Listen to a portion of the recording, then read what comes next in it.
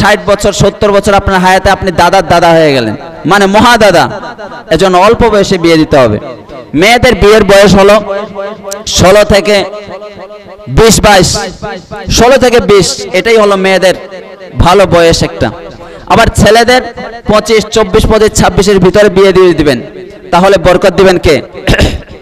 আল্লাহ রাব্বুল আলামিন বলেন 18 পারা 13 নম্বর পৃষ্ঠার 1 নম্বর লাইনে আছে সূরা নূরের 32 নম্বর আয়াত, আল্লাহ বলেন ওয়া আনকিহুল আয়ামা, যারা অবিবাহিত ছেলে মেয়ে আছে তাদেরকে বিয়ের পিঁড়িতে বসিয়ে দাও।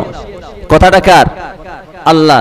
ওয়া আনকিহুল আয়ামা মিনকুম, তোমাদের কাছে যারা অবিবাহিত মেয়ে ছেলে আছে তাদেরকে বিয়ের পিঁড়িতে বসিয়ে দাও, তাদের বিয়ে বন্ধনে আবদ্ধ করে দাও। শুধু তাই নয়, আপনার বাড়িতে যে কাজের মেয়ে আছে, কাজের ছেলে আছে, ওয়াসসালিহিনা মিন ইবাদিকুম ওয়া ইমাইকুম, আপনার বাড়িতে যে দাস দাসী আছে, কাজের ছেলে কাজের মেয়ে আছে, তারা যদি একটু নেককার হয়, সচ্ছল হয়, তাদেরও বিয়ে করিয়ে দেন। মানে নিজের ছেলে মেয়েটার তো বিয়ে দিবেন, আবার যে কাজের ছেলে আছে কাজের মেয়ে আছে একটু বেতন বেড়েছে, সচ্ছল হয়েছে, তাদেরও বিয়ের ব্যবস্থা করে দেন। তো একেবারে অসচ্ছল কোন রকম চলে, আল্লাহ বলেন ইয়াকুনু ফুকারা আয়ুগনিহিমুল্লাহু মিন ফাদলি, তারা যদি অভাবগ্রস্ত হয় আল্লাহ এই বিয়ের মাধ্যমে অভাব দূর করে দিবেন। পড়েন সুবহানাল্লাহ। বিয়ে করলেই বরকত, আলহামদুলিল্লাহ বলেন। বিয়ে করলেই কি বরকত? বিয়ে করবেন তো চাকরির বেতন বেড়ে যাবে, চাকরি তাড়াতাড়ি হয়ে যাবে। কথা বলেন ঠিক কি ঠিক না? এজন্য বিয়ে করবেন, সামর্থ্য হলে বিয়ে করবেন। যুবক ভাইয়েরা 25 বছর বয়সে বিয়ে করবে, একটু চাকরি অল্প বেতন তো কি হয়েছে, বিয়ে করো, বরকত দিবেন কে? আল্লাহ বলেছেন ফানকিহু মা তাবা লাকুম মিনান নিসা, পৃথিবীতে যেই মেয়েটাকে তোমার পছন্দ হয় তাকে বিয়ে করো। সামর্থ্য আছে, স্বাস্থ্যবান, শরীর স্বাস্থ্য আছে, আবার সামর্থ্য আছে, তাহলে মাসনা 2টা বিয়ে করতে পারবে। এরপরে আবার সামর্থ্য আছে, তুমি সুস্থ আছো, শারীরিক সুস্থ আছো, তাহলে সুলাসা 3য় বিয়ে করতে পারবে। যদি আরো সামর্থ্য থাকে, শরীর সুস্থ থাকে, তাহলে রুবা 4টা বিয়ে করতে পারবে। কয়টা বিয়ে? 4টা পর্যন্ত ইসলামে বিয়ে বৈধ। এরপরও শোনা যায় মন্ত্রী সাহেব কোটি কোটি টাকা, কারণ চুরি করতে করতে এত টাকা হয়েছে, এদের হাতগুলো আগে কেটে দেওয়া দরকার। কথা বলেন ঠিক কি ঠিক না? তো দেখা যায় যে বিয়ে করতে করতে কারো 5টা বউ, কারো 8টা বউ, কারো 10টা বউ, এভাবে বিয়ে করলে যত সন্তান হবে সব জায়েজ সন্তান হবে। কথা বলেন ঠিক কি ঠিক না? এই জন্য অবৈধ সন্তান এগুলোই নাস্তিক হয়, এগুলোই জালেম হয়। অবৈধ সন্তান জালেম হয়, অবৈধ সন্তান নাস্তিক হয়। এজন্য ইসলামের 4টি বিয়ে। কয়টি বিয়ে? 4টি বিয়ে। যদি সামর্থ্য থাকে, আবার শারীরিকভাবে সুস্থতা থাকে, এই 2টা গুণ যদি পাওয়া যায়, তাহলে তার জন্য 2য় বিয়ে করা, 3য় বিয়ে করা, 4র্থ বিয়ে করা কি আছে? জায়েজ আছে। কথাটা বুঝলেন নাকি না বুঝলেন? তাহলে নবীজি সাল্লাল্লাহু আলাইহি ওয়াসাল্লামের বয়স যখন 25 বছর, নবীজি সাল্লাল্লাহু আলাইহি ওয়াসাল্লাম প্রথম বিয়ে করলেন। এরপরে নবীজি সাল্লাল্লাহু আলাইহি ওয়াসাল্লামের প্রথম স্ত্রী আম্মাজান খাদিজা যতদিন পর্যন্ত তিনি বেঁচে ছিলেন, নবীজি আর 2য় বিয়ে করেন নাই। পড়েন সুবহানাল্লাহ। নবীজি আম্মাজান খাদিজাকে এত ভালোবাসতেন, আর 2য় বিয়ে করেন নাই। নবীজি সাল্লাল্লাহু আলাইহি ওয়াসাল্লামের বয়স যখন 30 বছর, ওয়ালিদাত জাইনাবু, তখন হযরত জাইনাব নবীজির ঘরকে উজালা করে আল্লাহ তাআলা নবীজির ঘরে প্রথম কন্যা সন্তান দান করলেন। যাদের কন্যা সন্তান আছেন পড়েন আলহামদুলিল্লাহ। যাদের কন্যা সন্তান প্রথমে হয়েছে, মানে নবীর সাথে মিলে গিয়েছে, প্রথমে কন্যা সন্তান হওয়া দানটা কার? অনেকেই মন খারাপ করে, যদি একটা ছেলে হতো, মন খারাপ। আমাকেও আল্লাহ তাআলা একটা ছেলে সন্তান দিয়েছেন, আলহামদুলিল্লাহ বলেন। আল্লাহর ইচ্ছা, আমি মনে করেছিলাম আল্লাহ যেটা দিবেন সেটাই আলহামদুলিল্লাহ। কিন্তু অনেকেই মনে করে যদি মেয়ে হয় তাহলে মন খারাপ হয়ে যায়। না, প্রথমে মেয়ে হওয়া এটা তো আরো বেশি বরকতের ব্যাপার। নবীজি সাল্লাল্লাহু আলাইহি ওয়াসাল্লামের বয়স যখন 33 বছর, উলিদাত রুকাইয়া, তখন আল্লাহ তাআলা নবীজির ঘরে আরেকজন কন্যা সন্তান দান করলেন, হযরত রুকাইয়া। নবীজি সাল্লাল্লাহু আলাইহি ওয়াসাল্লামের বয়স যখন 34 বছর, ওয়ালিদাত উম্মু কুলসুম, আল্লাহ তাআলা নবীজির ঘরে 3য় নাম্বার কন্যা দান করলেন, উম্মে কুলসুম। এখন কয়টা কন্যা হলো? কয়টা কন্যা হলো? 3টা হলো। মানে 3টা কন্যার নবীজি সাল্লাল্লাহু আলাইহি ওয়াসাল্লাম এখন বাবা হলেন, 3 কন্যার বাবা। অনেকেই আছে যে 3টা কন্যা হয়েছে, মানে ছেলের আশা করতে করতে খালি আবার মেয়ে হয়, 4 নম্বরে আবার মেয়ে। আমার আব্বার কিন্তু 4টা মেয়ে, মানে আমার বোন হলো 4টা, প্রথমেই তারা বড়। তো প্রথমে 3টা মেয়ে হওয়া 4টা মেয়ে হওয়া, এটা হলো নবীজির সাথে এটা মিলে যাচ্ছে। আলহামদুলিল্লাহ পড়বেন। কথাটা বুঝলেন নাকি না বুঝলেন? নবীজি সাল্লাল্লাহু আলাইহি ওয়াসাল্লামের বয়স যখন 35 বছর, ওলিদাত ফাতিমা, তখন হযরত ফাতিমা রাদিয়াল্লাহু আনহা জন্মগ্রহণ করলেন।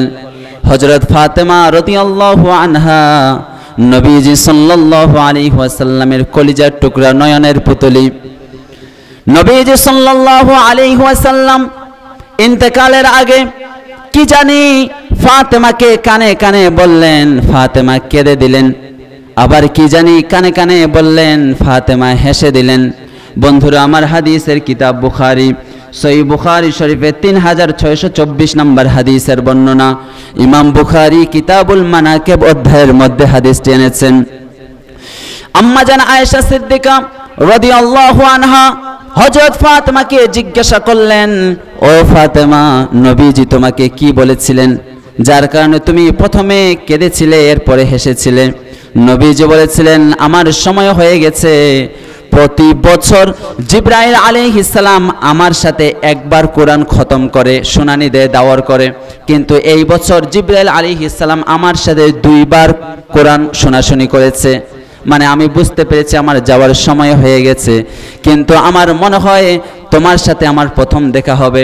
এই কথা শুনে আমি কেঁদে দিয়েছি, ফাবাকাইতু, আমি কেঁদে দিয়েছি। এরপরে নবীজি হযরত ফাতেমার কানে কানে বললেন, সাইয়্যিদাতা নিসাই আহলিল জান্নাহ, ও ফাতেমা, তুমি যদি জান্নাতের নারীদের সরদারিনী হও তাহলে তুমি খুশি কিনা? ফাদহিকতু লিযালিকা, হযরত ফাতেমা বলেন, এই কথা শুনে আমি হেসে দিয়েছি। কথাটা বুঝবেন। নবীজি সাল্লাল্লাহু আলাইহি ওয়াসাল্লাম বললেন, ফাতেমা, তুমি জান্নাতের নারীদের সরদারিনী হবে। এখানে কিন্তু জান্নাতের নারী পুরুষ উভয়ের সরদারিনী হবে, নবীজি কিন্তু এই কথা বলেন নাই। কারণ হলো আল্লাহ রাব্বুল আলামিন বলেন, 5 পারা 2 নম্বর পৃষ্ঠার 10 নম্বর লাইনে আছে, সূরা নিসার 34 নম্বর আয়াত। আল্লাহ বলেন, আর রিজালু কাওয়ামুনা আলান নিসা, মহিলাদের অভিভাবক হলো পুরুষরা, পুরুষরা নেতৃত্ব দিবে। এখানে মহিলা মানুষ কখনো প্রেসিডেন্ট হতে পারবে না, এটা কোরআনের খেলাফ, হাদিসের খেলাফ। মহিলা মানুষ যদি প্রেসিডেন্ট হয় তাহলে তার আশেপাশে যারা থাকবে এরা হবে চোর, চোর আর ডাকাত। মহিলা মানুষ যদি প্রধানমন্ত্রী হয় তাহলে চোর বেড়ে যাবে, ডাকাত বেড়ে যাবে, অন্যায় জুলুম অত্যাচার বেড়ে যাবে। কথা বলেন ঠিক কি ঠিক না? এজন্য আল্লাহ রাব্বুল আলামিন বলেন, আর রিজালু কাওয়ামুনা আলান নিসা, মহিলাদের অভিভাবক হলেন পুরুষরা, পুরুষরা মহিলাদেরকে সুরক্ষা দেবেন। এজন্য মহিলা যদি নেতৃত্ব দেয় তাহলে অন্যায় জুলুম, কারণ আশেপাশে যেগুলো আছে এগুলো চোর, কোটি কোটি টাকা চুরি করে, শুধু কোটি না, হাজার হাজার কোটি টাকা চুরি করে, এত বড় চোর।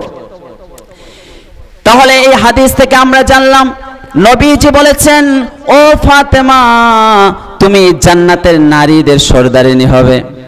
ফাতেমা রাদিয়াল্লাহু আনহা হেসে দিলেন, মানে সে খুশি, নারীদের উপরে নেতৃত্ব দেওয়া তাতেই খুশি। এখন হযরত ফাতেমা তো এই কথা বলেন নাই যে আমি পুরুষদেরও সরদারিনী হব, বলেছেন? বলেন নাই।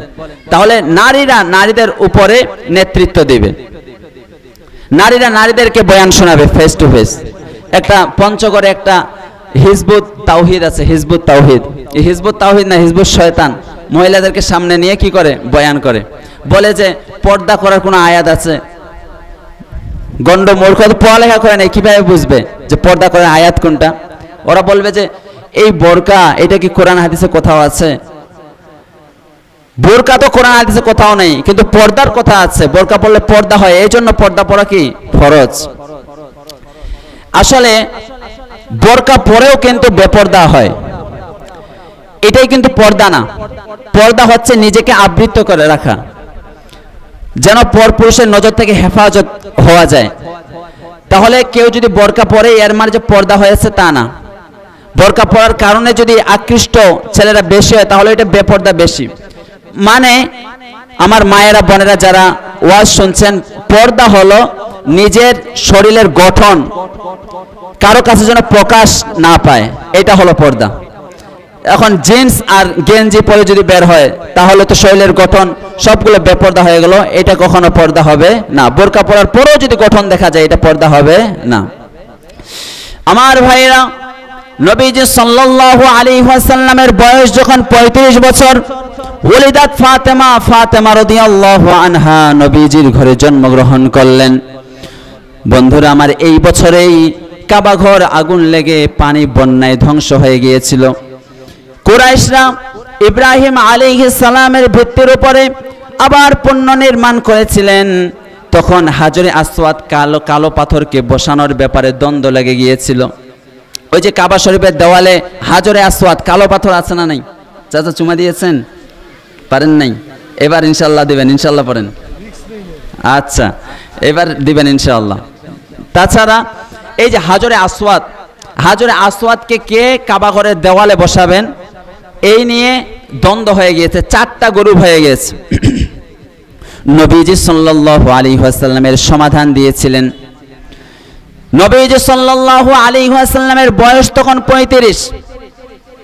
তিনি সমাধান দিলেন, সবাইকে বললেন তোমরা এই চাদরের 4 গ্রুপ 4 দিকে ধরো, আর মাঝখানে কালো পাথর হাজরে আসওয়াদ।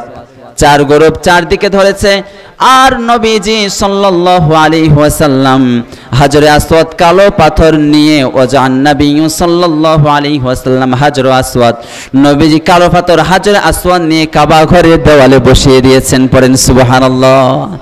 তারা 4টা গ্রুপ হয়ে গিয়েছিল, দ্বন্দ্ব লেগে গিয়েছিল এই কাবা ঘরের হাজরে আসওয়াদ কে বসাবে। কিন্তু নবীজি সমাধান দিয়ে দিলেন, ঠিক আছে তোমরা 4 দিকে ধরো, তোমাদেরও হলো। আর নবীজি, এটা আল্লাহরই খেলা, নবীজি নিজেই কালো পাথর নিয়ে কাবা ঘরের দেওয়ালে বসিয়ে দিলেন। পড়েন আল্লাহু আকবার। নবীজি সাল্লাল্লাহু আলাইহি ওয়াসাল্লামের বয়স যখন 37 বছর, তিনি একা থাকাকে ভালোবাসতে শুরু করলেন।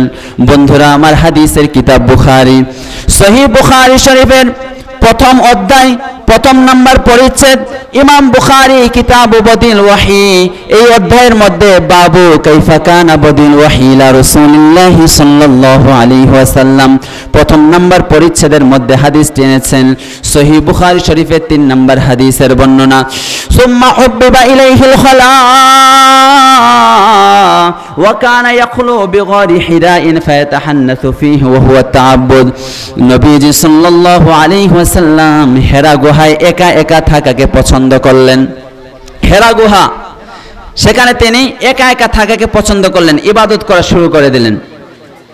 নবীজি সাল্লাল্লাহু আলাইহি ওয়াসাল্লাম সত্যের সন্ধান করছিলেন, কোনটা হক কোনটা সত্য তিনি খুঁজছিলেন। আল্লাহ বলেন, ওয়া ওয়াজাদাকা দাল্লান ফাহাদা, আই হাদাকা ইলাইহা, আপনি রাস্তা খুঁজছিলেন কোন দিকে যাব, আমি আল্লাহ আপনাকে রাস্তা দেখিয়েছি। এজন্য আমরা রাস্তা হারিয়ে ফেললে রাস্তা দেখান কে?